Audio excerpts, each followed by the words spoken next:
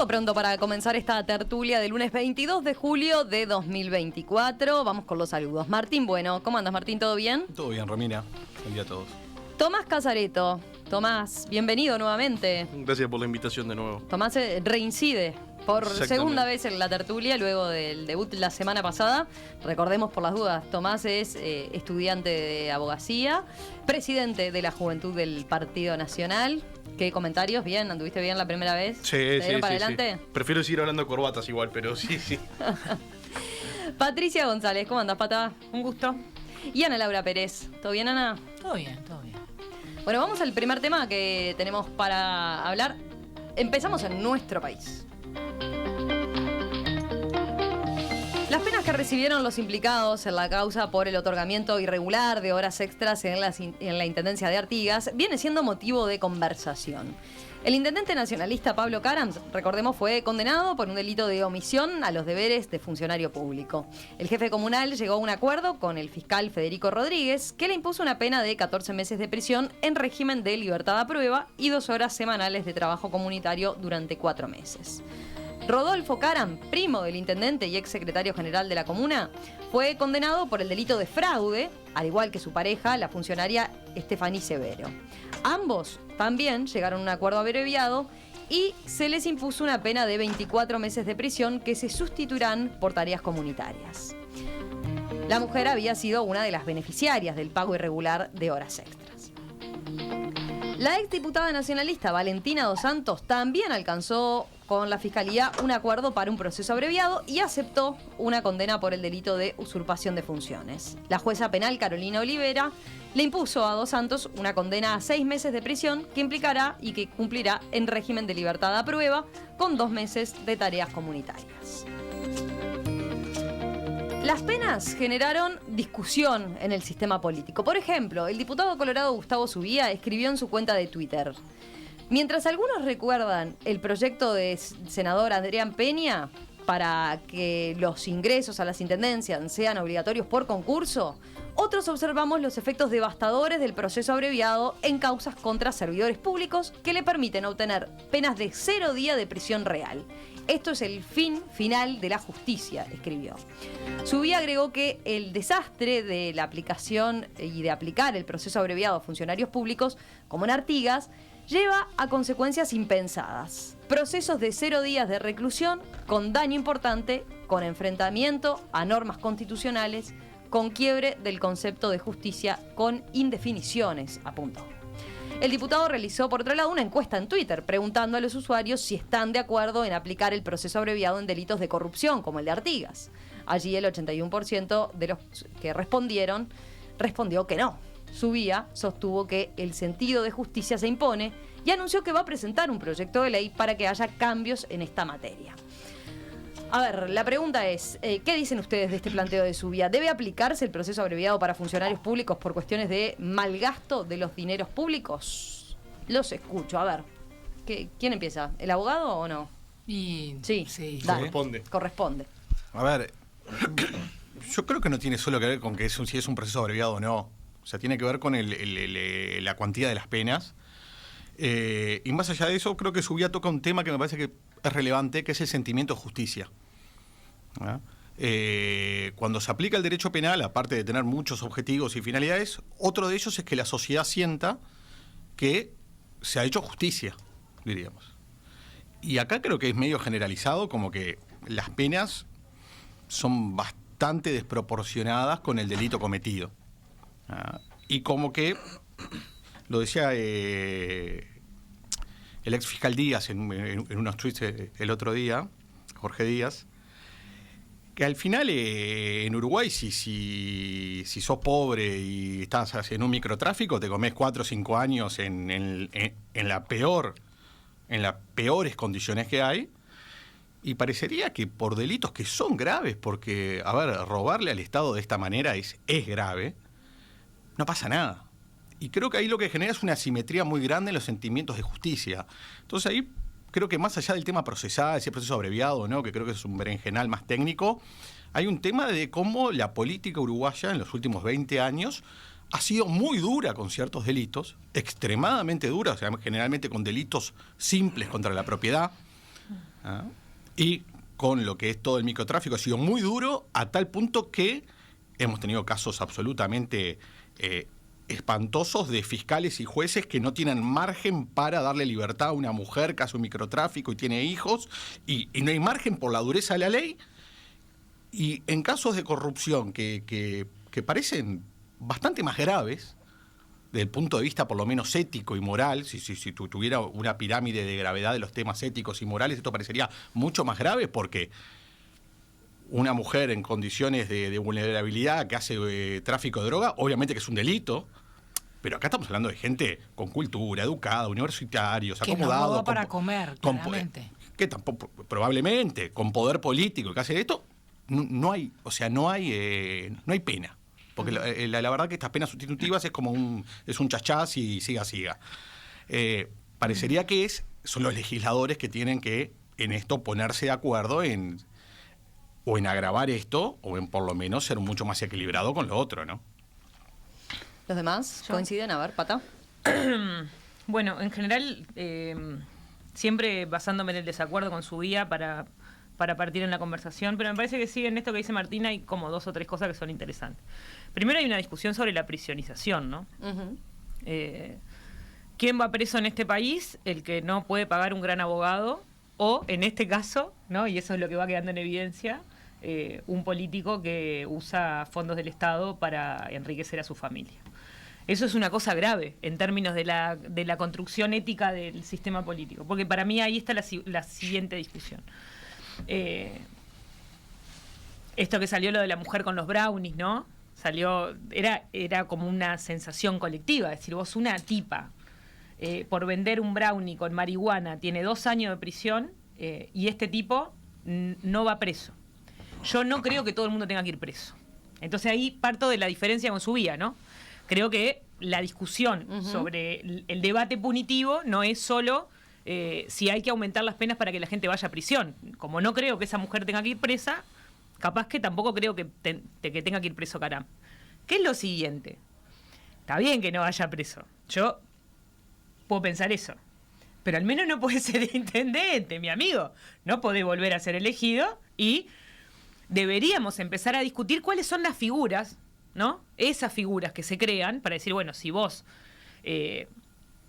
probadamente haces una cosa así, no podés volver a ser electo. No podés volver a tener un cargo electo por 10 años, 20 años, 15 años, lo que quieran, no sé, discutámoslo.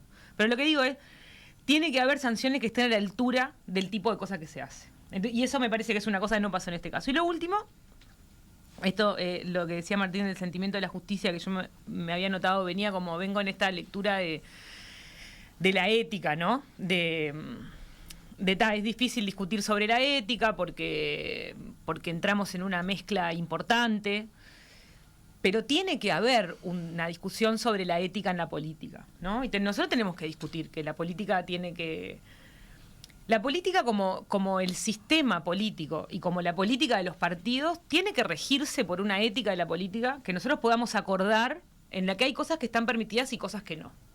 Yo creo que en este caso, incluso más allá de que yo creo que esto puede pasar muchas más veces de la que sabemos, ¿no? Y después es difícil de probar, y creo que este caso ha hecho que todo el sistema político, además por autopreservación, ¿no? Diga, bueno, esto está mal, ¿no?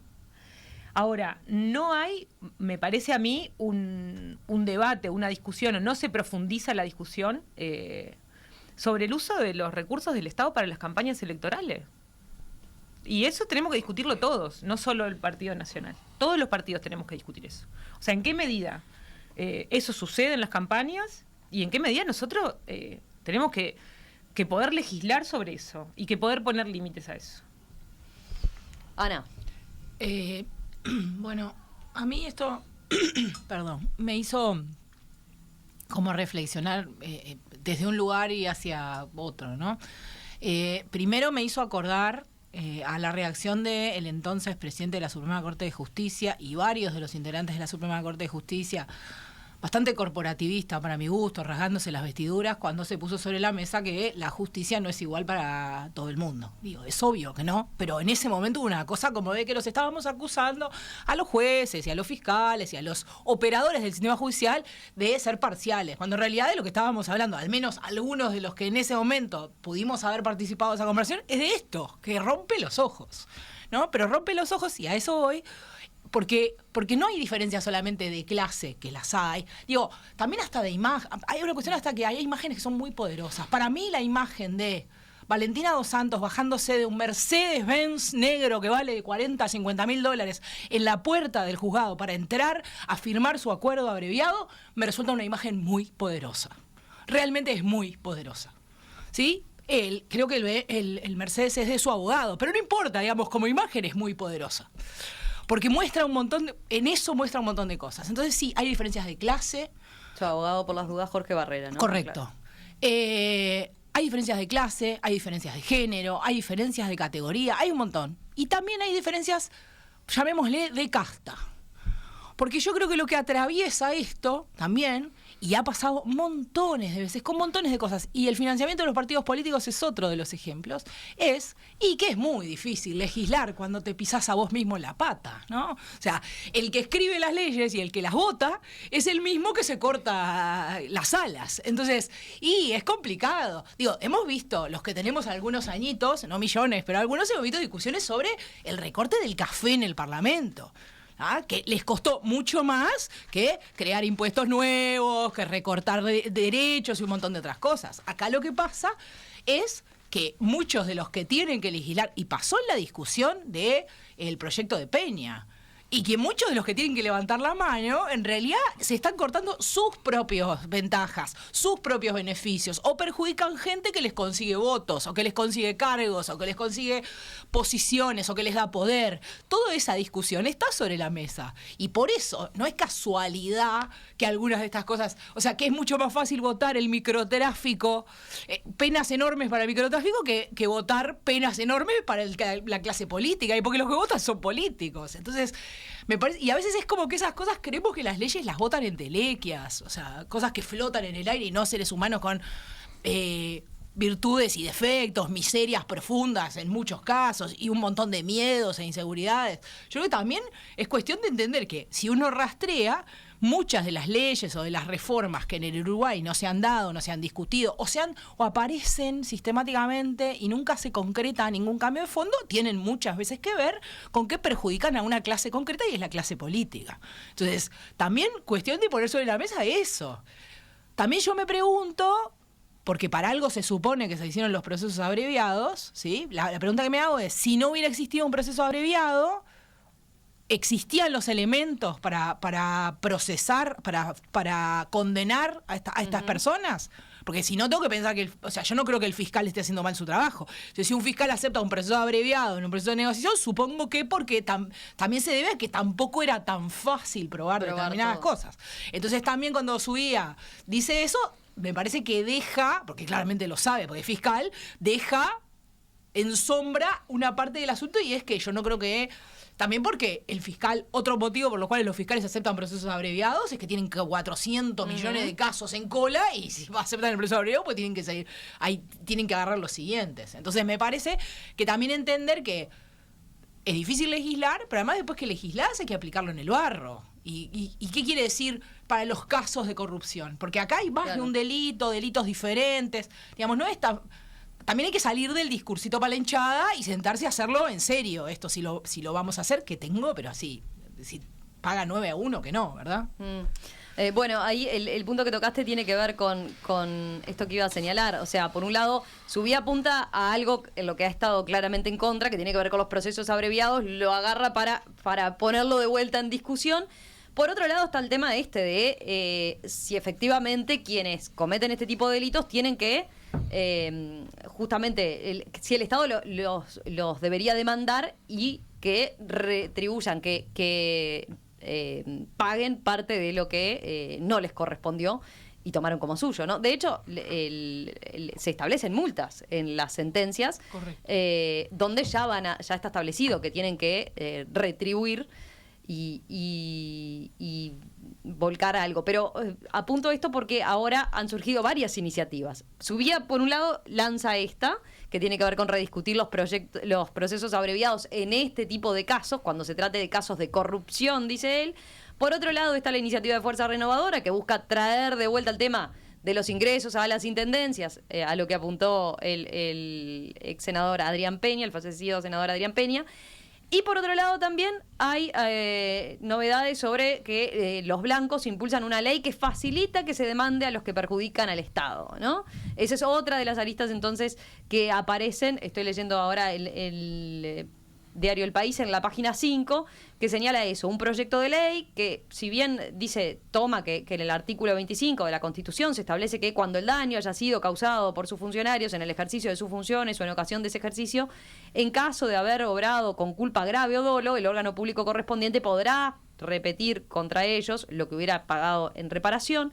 Sin embargo, dicen, en el oficialismo plantean que esa posibilidad es poco usada en realidad, y que el Estado no suele reclamarle a los funcionarios el pago por el gasto que provocó, y por ello se presentó un proyecto de ley en el Senado titulado Cuidando los fondos públicos, y que comenzó a tratarse en comisión. Terrible. Me muero. Terrible, el acto de demagogia más horrible que acabo de escuchar. Porque el Estado no usa esa facultad constitucional porque son todos amigotes. No, pero ¿cómo vas a demandar al compañero? No vas a demandar al compañero, porque es un jerarca quien tiene que firmar. O sea, es el ministro que tiene que ordenar los servicios jurídicos a hacer esa demanda. Pero no, explotan los teléfonos. No, pero el hombre se llevó 14 millones de pesos. Ya está, déjala ahí. Ya pagó. Perdón. Pero... A ver, Tomás, no hablaste todavía. Está bien. A ver, yo primero que nada discrepo en que esto sea un tema de casta, no casta. Me parece que es una discusión incluso que no refiere al Uruguay. Sí me interesa un poco más que en el tema de la justicia y la discusión del proceso abreviado, que a la ciudadanía, de la gente, la gran mayoría capaz que no lo entiende o tiene problemas más importantes que ver los tecnicismos del sistema judicial. Hay un tema de cuál es el sentido de la pena. En términos generales, ¿no? Porque se da el ejemplo de, bueno, vendo un brownie con marihuana y me pueden imputar 2 años de cárcel. Y en este caso, de un tema administrativo, que en definitiva el punto es que se termina robando. Exacto, se termina robando dinero. 8 millones de dólares. 8 millones de dólares que se podrían haber usado en obras. No es un tema administrativo. Por eso dije, un tema administrativo en el cual termina habiendo robo de dinero, no puede terminar. Y que creo que en realidad todos los que, por lo menos la gran mayoría de los que estamos en política, no solamente criticamos, sino que estamos totalmente en contra de lo que pasó. A mí me interesa sí ir a la razón de ser de la pena, porque hay una parte que es de justicia, de que la gente, de que la sociedad se sienta ajusticiada ante, en este caso, un tema, como decíamos, de robo de dinero al Estado, en cierto modo. Yo creo que también tiene que haber un tema de decir, bueno, cómo en este y otros casos hay una reinserción en la sociedad.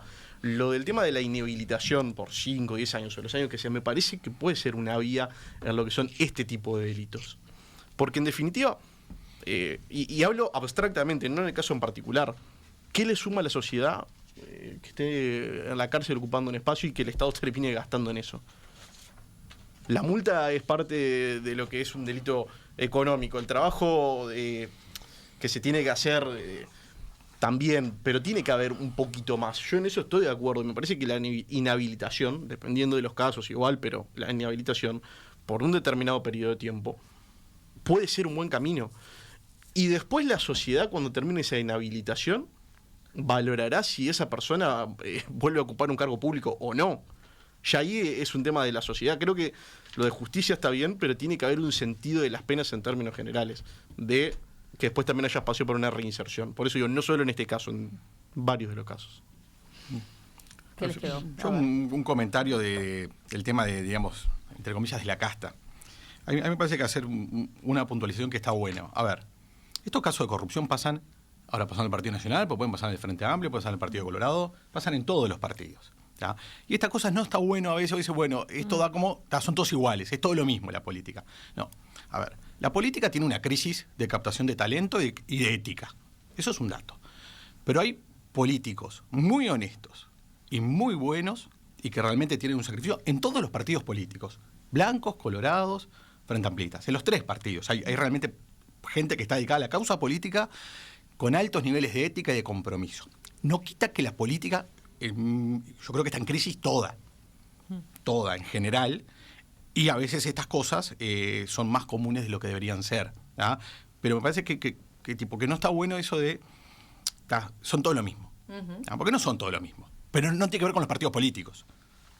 Tiene que ver con las personas que están dentro de los partidos políticos. No todas las personas que están en los partidos políticos. Es transversal. La crisis es transversal. Y hay gente de primera en todos los partidos políticos, como hay chantunes, hay delincuentes en todos los partidos políticos. No llegamos a tener, diríamos, el porcentaje, diríamos, de no sabemos. Ese comentario nomás. Yo puedo...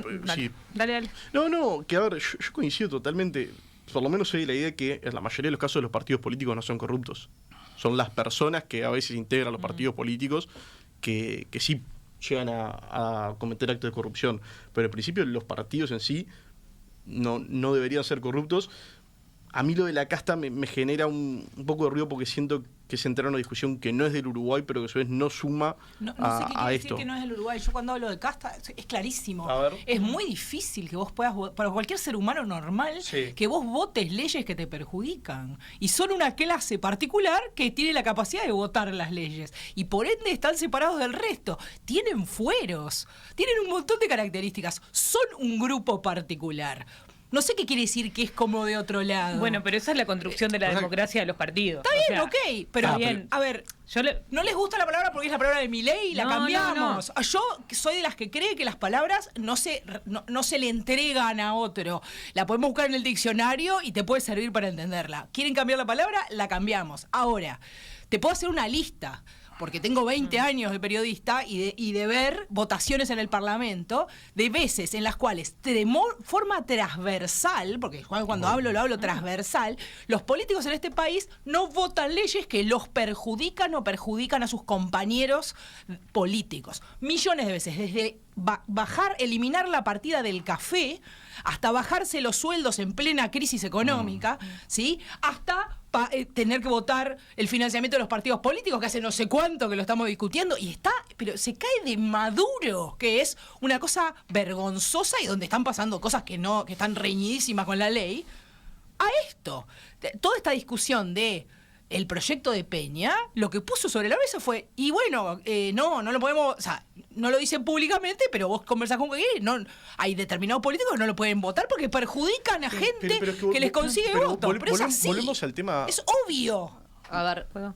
vamos con Pata que le... A mí esto me parece interesante. Este planteo me parece interesante porque es verdad, y eso pasa en todo el mundo, y es como se estructuran las democracias, que hay un grupo de personas que están elegidas para votar leyes y que, por tanto, ese grupo de personas elegidas para votar leyes tienen dificultades para tocar sus propios privilegios. Exacto. Eso es así. Es así. ¿No? Y entonces siempre la pregunta es cómo los sistemas políticos logran escuchar, incluir, incorporar o discutir otros poderes y otra gente y otras versiones de los poderes que puedan poner en tensión eso, porque si no nadie te discute, ¿no? Si nadie te tensiona de ningún lado, vos tendés a hacer un acuerdo entre tus iguales, que por un lado son los de tu partido, pero por otro lado son los de tu espacio, ¿no? En eso que se interpreta como la casta, ¿no? Que yo creo que hay cosas que... hay cosas que son así, ¿no? Uno tiene acceso al poder muy superior, tiene salarios superiores, eso es verdad, eso no hay que negar eso como tal. Yo igualmente, como en este corto tiempo de vida que tengo, no he encontrado un mejor sistema político que este. Creo que la discusión es sobre cómo se mejora y se estructura un sistema político que permita dar estas discusiones más de fondo sacándolo de las personas, porque si lo pones en las personas, haces la fácil de decir, bueno, pero sacás que tenés acá y pones a otro y en realidad sostenés el problema. Yo creo que el sistema puede tender a mejorarse a sí mismo.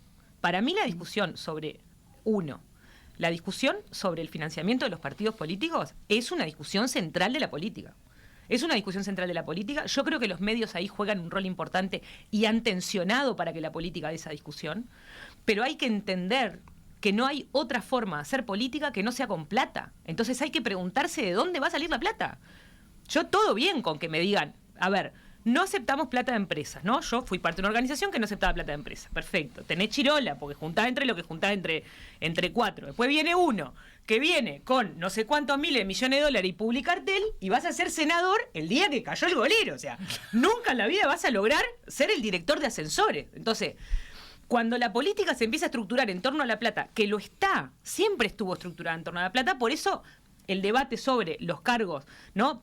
Para mí, una discusión en la Junta, que los cargos de la Junta sean cargos honorarios, es un horror. Porque la gente trabajadora, yo me siento parte de la clase trabajadora, yo vivo en mi sueldo. Entonces, ¿no? Yo no tengo una cuenta en el banco, ¿tá? Alguien me tiene que pagar todos los meses para que yo pague las cuentas, la UTE, la LU, la cuenta del banco, lo básico. O sea, entonces, una cosa es esa discusión y otra cosa es cómo se organizan las estructuras de los partidos. Vos tenés un candidato que tenés candidatos que compran estructuras. Le pagan a personas para que le revoleen la bandera y le repartan las listas. Sí, claro. Vos necesitas eso. Entonces, si eso se estructura y vos entrás en el mercado, no podés decir, ay, las mujeres, ¿por qué no llegan? ¿Por qué no tienen plata? ¿Por qué hay que tener plata para hacer política?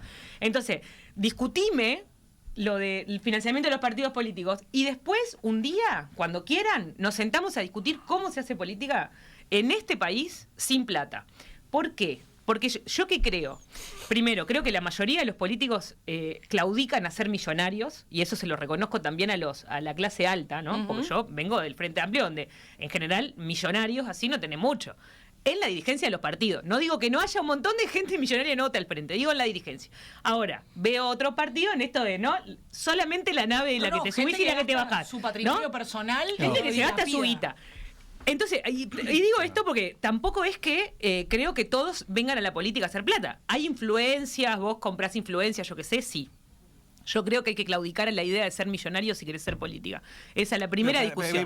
Pará, porque cierro acá en esto y ya me interesa tu opinión. Ahora, eso es una cosa y otra cosa es porque mucha de la plata que se usa es para los partidos. Uh-huh.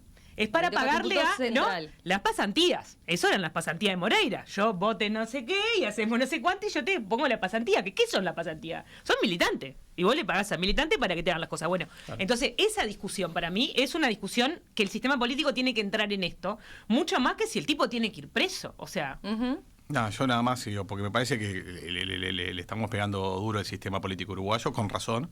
Pero me parece que hay algo que tiene bueno en la política uruguaya de todos. En Uruguay, en términos generales, los políticos no se hacen ricos. No hacen plata. No. De ningún partido político. En términos generales, la dirigencia política es una dirigencia que sigue basada en otras cosas y no para hacer dinero, como puede pasar en otros países y Latinoamérica, que son horribles. Que son asociaciones para delinquir. Acá, en los tres partidos, uno ve generalmente gente bastante austera, gente que pierde plata. Mucha gente ha perdido muchísimo dinero. Y mucha gente de mucho dinero ha dejado de ganar dinero y ha perdido mucho dinero por la política. Eso es una característica buena del Uruguay, diríamos, que no quita todo lo otro. Tomás. No, yo quiero volver al tema de las penas. Me parece que es una discusión que se tiene que dar, sea en el ámbito parlamentario, sea en el ámbito académico, sea en el ámbito que sea. Sobre todo en el sentido de las penas, o sea, la parte de justicia, pero también que haya una retribución a la sociedad, porque tener una persona que está sentado en cualquier tipo de cárcel, en definitiva, más allá del sentimiento de justicia, de la privación de libertad, de todo lo que quieran, a la sociedad después no tiene una retribución, porque a su vez también estamos en deuda en las políticas de reinserción. Y creo que también es otra de las discusiones. Son muchas las discusiones que se tienen que dar, siempre a través del sistema que tenemos, que puede tener críticas, pero como decía, no he encontrado uno mejor. Mira, Sergio apunta a eso. Dice, felicitaciones a los participantes de la tertulia de hoy. Muy buenos enfoques de este tema de ética y gestión pública y también justicia en el amplio sentido. Hay que fortalecer y sanear el sistema político. Quedan cosas por hacer entonces en ese sentido, por lo que apuntan ustedes. ¿Les quedaba algo? Mucho, ¿no? Pero no. ¿Alguna idea disruptiva para cambiar? No. Por ahora no.